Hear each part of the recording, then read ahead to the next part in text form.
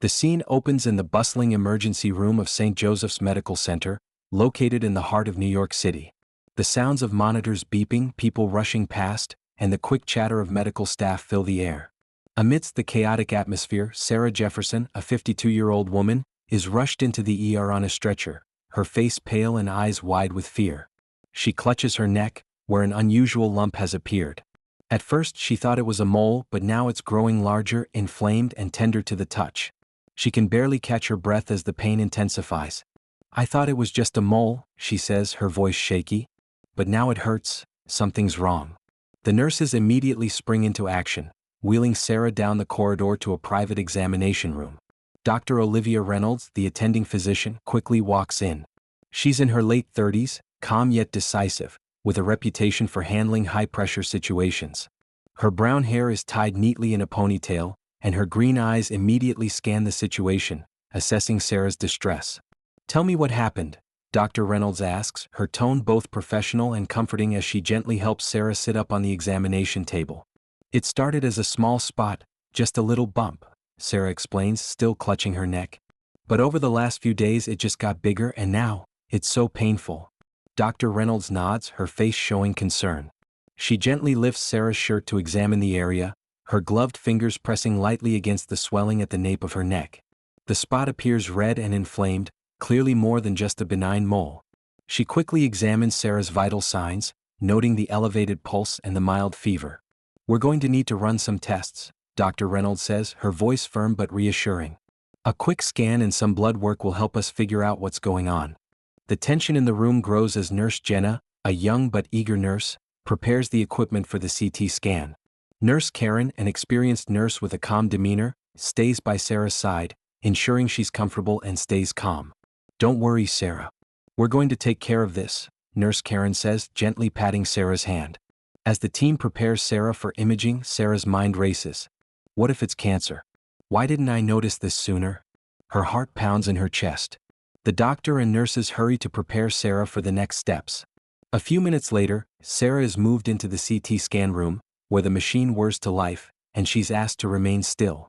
Her mind is clouded with thoughts of what might be happening to her body. She hadn't imagined that what started as a simple, minor health concern would turn into an urgent medical emergency. The scan is quick, but when the results come in, Dr. Reynolds and Nurse Karen exchange a look of concern. The results reveal something unexpected. It's not just a mole, and it's certainly not benign. The scan shows a large, irregular mass growing under the skin of Sarah's neck. It's deep, spreading rapidly, and appears to be a parasitic mass, not something that could be explained by any standard growth. "Sarah, I need you to stay calm," Dr. Reynolds says, her voice steady despite the shock she feels. "What we're dealing with isn't a mole. It's something much more serious." Sarah's face goes pale, her body stiffening in fear. "What do you mean? What is it?" "We're not sure yet, but it's something that requires immediate action. We'll need to perform surgery to remove it as soon as possible," Dr. Reynolds explains, maintaining her professional composure. "It's growing quickly and we need to take it out before it causes more harm." Sarah's breathing becomes shallow, panic taking hold. "Is it cancer? Am I going to die?"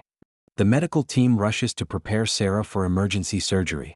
Dr. Reynolds orders an 4-drip for fluids and ensures that Sarah is prepped for anesthesia. The oar is prepared swiftly as Dr. Reynolds explains the situation to the nurses in quick, precise terms. "Nurse Jenna, you're on anesthesia. Nurse Karen, help me with prepping for the incision. We have to move fast." As Sarah is wheeled into the operating room, the medical team works efficiently, but there's a palpable tension. The discovery of the mass has thrown everyone off balance.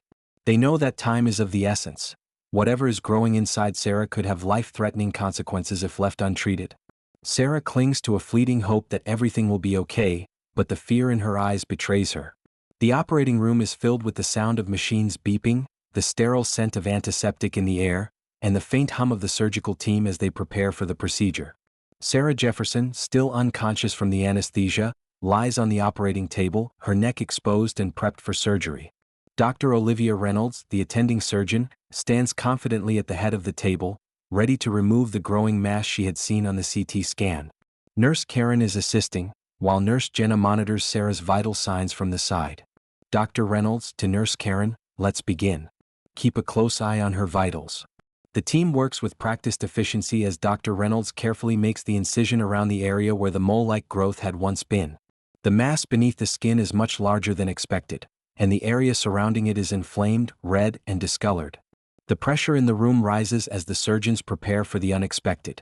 Dr. Reynolds gently parts the tissue, her gloved hands steady as she begins to expose what was hidden beneath. As Dr. Reynolds works, the first sign that something is terribly wrong comes when she feels a strange resistance beneath the skin. The normal tissue is gone, replaced by something else, something that doesn't belong inside the human body.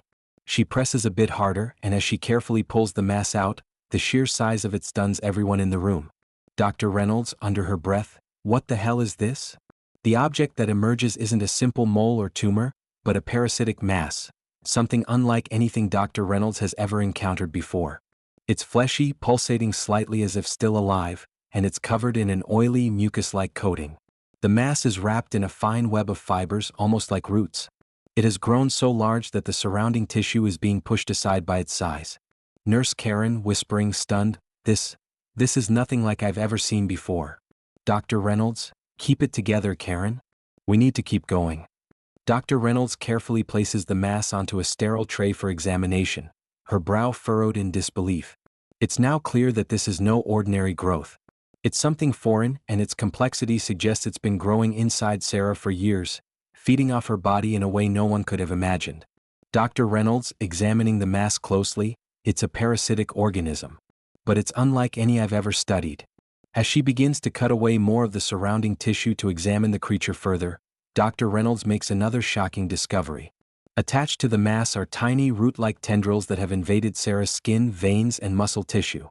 The tendrils are alive, still pulsating as if they're feeding from Sarah's body, and they have infiltrated her blood vessels, which could explain the pain and swelling she experienced.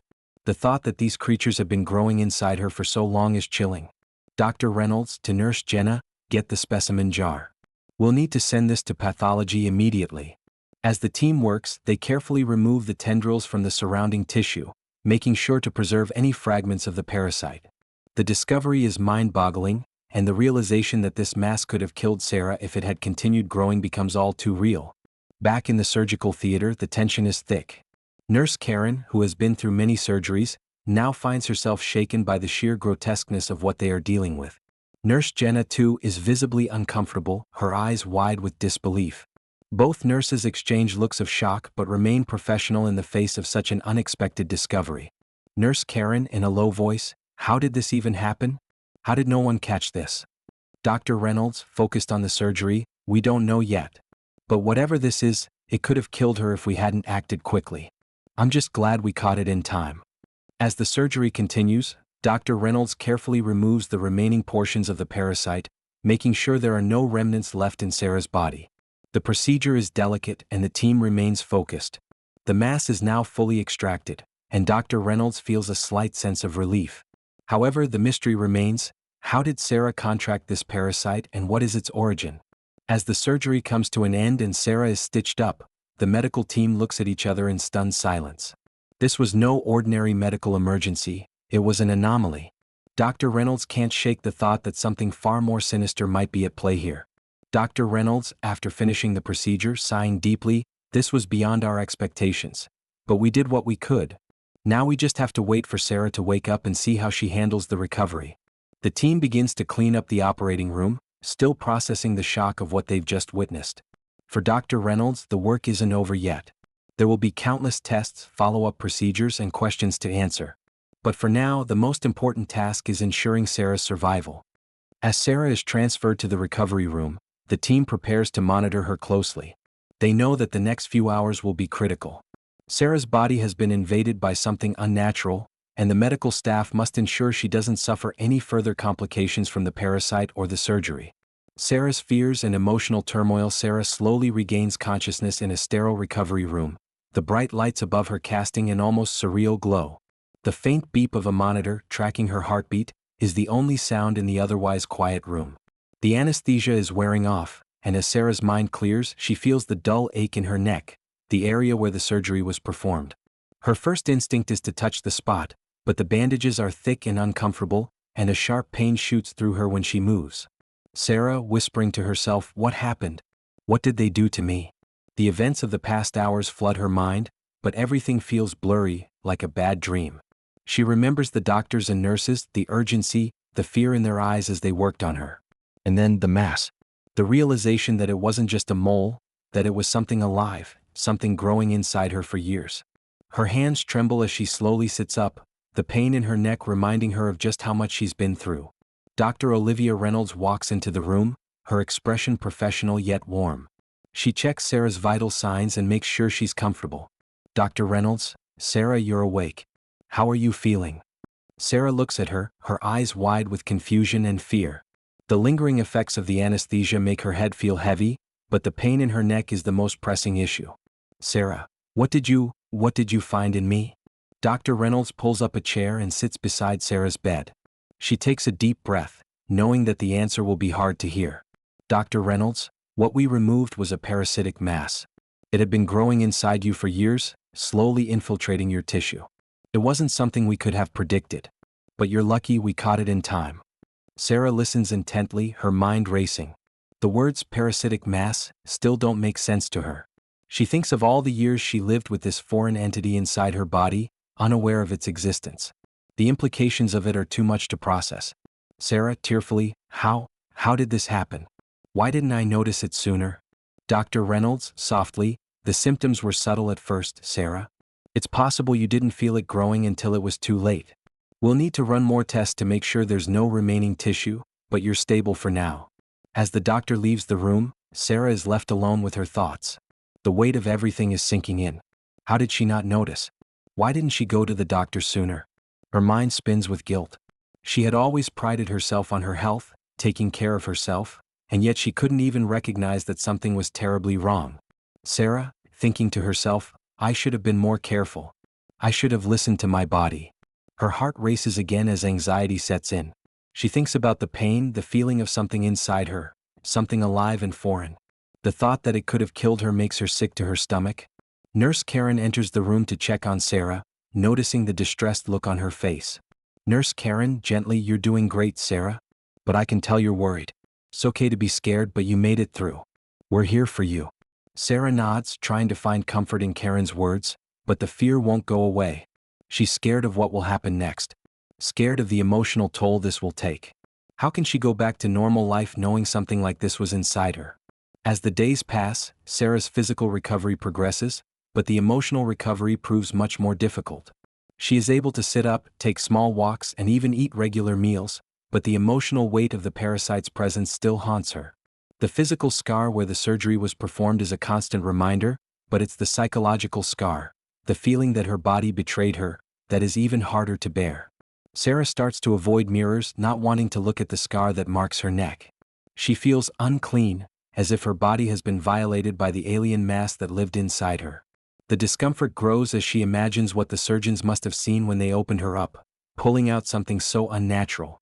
The feeling of being invaded lingers in her mind, and she can't seem to shake it. Sarah, to herself quietly, "I'm not the same. I'll never be the same." A few days later, Sarah's doctor, Dr. Reynolds, suggests that she meet with a therapist to address the emotional strain of the surgery and the unexpected trauma of what she's been through. Sarah hesitates but agrees, knowing deep down that she can't face the emotional burden alone. Dr. Lisa Johnson, the therapist, is a calm, understanding woman in her 40s. She listens to Sarah's fears, gently probing her thoughts and feelings. In their first session, Sarah struggles to open up, unsure of how to express her deep sense of shame and fear. Dr. Johnson encourages her to speak freely, assuring her that her feelings are valid. Dr. Johnson, softly, "You went through a traumatic experience, Sarah. It's normal to feel scared, even ashamed. But remember, you didn't ask for this. What happened to you wasn't your fault." The words are comforting, but Sarah is still left with the lingering feeling that something inside her was wrong all along. Dr. Johnson works with Sarah on techniques for managing anxiety, encouraging her to write down her feelings, to talk about her fears, and to slowly confront the psychological scars that the surgery has left behind. It's been a week since Sarah Jefferson's surgery, and while the physical signs of her trauma are starting to heal, the emotional scars remain much harder to address. She's no longer confined to her hospital bed, but every small movement reminds her of the surgery, the alien parasite that once grew inside her, and the vulnerability she feels in her own body. Sarah sits up in a recliner near the window of her recovery room. The sun shines through the blinds, casting a warm glow on her face, but her thoughts are clouded. The pain in her neck has lessened, but it's the emotional weight that's heavy on her heart. She hasn't looked at the scar in a mirror yet, still afraid of what it represents. Sarah, quietly to herself, how did this happen? Why me? She picks up the notebook Dr. Lisa Johnson gave her and flips through the pages filled with scribbled thoughts, exercises, and feelings.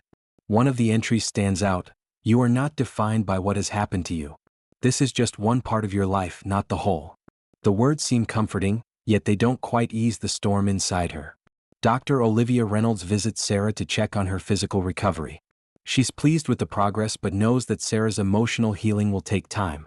The conversation is brief but filled with the kind of encouragement Sarah hasn't had the chance to hear yet. Dr. Reynolds, you're healing well, Sarah. The scar will fade in time, but I need you to understand something. You're stronger than you think. This was a close call and you survived. That says a lot about your resilience. Sarah nods, appreciating the doctor's words, but it's hard to shake the feeling that she's somehow not the same. She feels disconnected from her own body, like it's no longer trustworthy. The doctors removed the parasite, but she can't help but wonder what else could be lurking beneath the surface. What else could she be unaware of? Dr. Reynolds, noticing the hesitation, I know this is hard to process, but you have to allow yourself to heal. It's okay to take it one day at a time. As days go by, Sarah's physical strength begins to improve. She's able to walk short distances and she's eating more regularly. The pain in her neck is now dull and manageable, a far cry from the sharp, constant discomfort she felt before. However, each movement is accompanied by a faint reminder of the trauma, the scar, the sensation of the healed tissue, the memories of the invasive parasite. Nurse Karen visits Sarah each morning, helping her with her physical therapy exercises to improve her range of motion. Though Sarah initially feels frustrated by the limitations of her body, Nurse Karen's gentle encouragement keeps her going. Nurse Karen, smiling while Sarah stretches, you're doing great, Sarah. It might not feel like it now, but every small movement is a victory. You're getting stronger every day. Each time Sarah successfully completes a set of exercises, it feels like a small triumph. She's not fully healed yet, but she's getting closer. The emotional pain, though, remains a mountain to climb. While Sarah's body is recovering, the emotional toll is much more complex. Her therapy sessions with Dr. Lisa Johnson continue, but she struggles to open up fully. The feeling of being violated by the parasite still hangs over her, and she can't shake the guilt of not having noticed it sooner. The idea that something foreign lived inside her for so long continues to haunt her thoughts. In one of her therapy sessions, Dr. Johnson asks Sarah to reflect on her fears. She's quiet for a long time before answering. Sarah, with difficulty, I keep feeling like I'm broken, that I'm not the same person anymore, that I can't trust my body. It's like it betrayed me. Dr. Johnson, nodding empathetically, I understand that feeling, but remember this. Your body didn't betray you. You were fighting something inside you that you didn't even know was there. It wasn't your fault. And it doesn't define who you are. Sarah listens, but the words are hard to internalize. Every time she looks in the mirror, she sees the scar, a permanent reminder of the battle her body fought. But slowly, with Dr. Johnson's help, she starts to understand that her strength isn't defined by her scars, but by the fact that she's still here, still fighting. As the days pass, Sarah finds herself gradually accepting her new reality. She looks at her scar one morning, standing in front of the mirror. For the first time since the surgery, she doesn't look away. Instead, she traces the outline of the scar with her fingers, accepting that it's part of her now. It's not just a reminder of what happened, it's a symbol of her survival. Sarah, quietly to herself, smiling for the first time in weeks, I survived this. I'm still here. By the end of the week, Sarah is discharged from the hospital, her body healed and her spirits lifted, though still fragile. She knows the road ahead won't be easy, but for the first time since her surgery, she feels a glimmer of hope. She decides to take charge of her life again, focusing on her physical recovery and, more importantly, her emotional healing. Dr. Reynolds, as Sarah prepares to leave, you've done well, Sarah. But remember, recovery is a journey, not a race. Take it at your own pace. Sarah, smiling with a mix of gratitude and determination, I will. Thank you for everything. It's been a month since Sarah Jefferson's surgery, and she's sitting at her kitchen table in the small apartment she calls home. The morning light filters in through the window, casting a warm glow on the room. There's a fresh cup of coffee in front of her, steam rising from the mug. She runs her fingers along the smooth surface of the cup, taking a deep breath. She feels different now, stronger. Sarah, smiling to herself, I made it. It's a quiet victory, one that only she can truly understand. Her neck, still marked by the scar from the surgery, has healed well. There's no more pain, and the fear she once felt when she touched her neck has faded, replaced with a deep sense of gratitude. Every day she feels her confidence return bit by bit. Later that morning, Sarah heads to St. Joseph's Medical Center for a follow-up appointment with Dr. Olivia Reynolds. As she enters the doctor's office, Sarah is greeted warmly by the staff, her presence now a reminder of how far she's come. She takes a seat in the familiar waiting room, feeling a sense of peace. When it's time to see Dr. Reynolds, Sarah walks into the room, where Dr. Reynolds stands up with a smile. Dr. Reynolds, Sarah, look at you. You look great. Sarah smiles back, her eyes shining with newfound confidence. Sarah, I feel great too. I'm still getting used to the scar, but every day it's a little easier to look at it. Dr. Reynolds nods, her expression understanding. She pulls up Sarah's most recent test results on her computer and turns the screen toward Sarah. Dr. Reynolds, the tests show that you are completely in the clear. No signs of the parasite and your recovery has been remarkable. I'm confident you're going to continue to do well. For a moment, Sarah just looks at the screen, letting the words sink in. She feels the weight of everything that has happened lift off her shoulders. No more fear. No more uncertainty. As Sarah leaves the doctor's office, she steps into the bustling streets of the city, taking in the sounds of life around her. The once overwhelming noise now feels like a symphony, lively, full of possibility. She's free. Free from the parasite that lived inside her for years, and free from the fear that once held her captive. As she walks to her car, Sarah reflects on her journey. It hasn't been easy, but she's learned so much about herself. She's realized that the true power lies not in avoiding life's challenges, but in confronting them head-on with strength and resilience.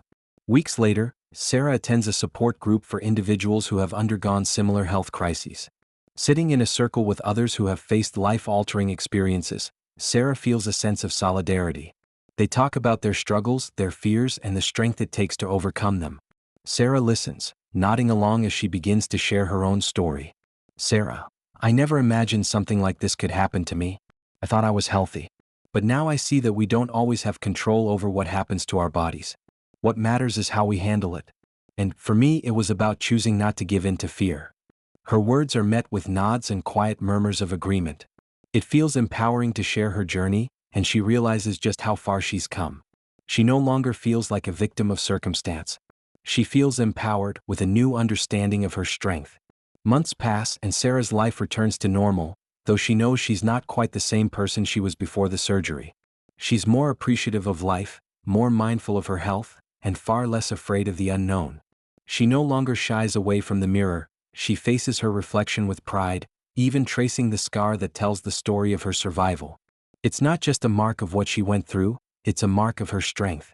Sarah begins to volunteer at local health organizations, speaking about her experience, educating others about the importance of early detection, and providing hope for those facing similar challenges. Her perspective on life has shifted, and she now views her recovery as a new chapter, a second chance. As she looks toward the future, Sarah no longer feels burdened by fear.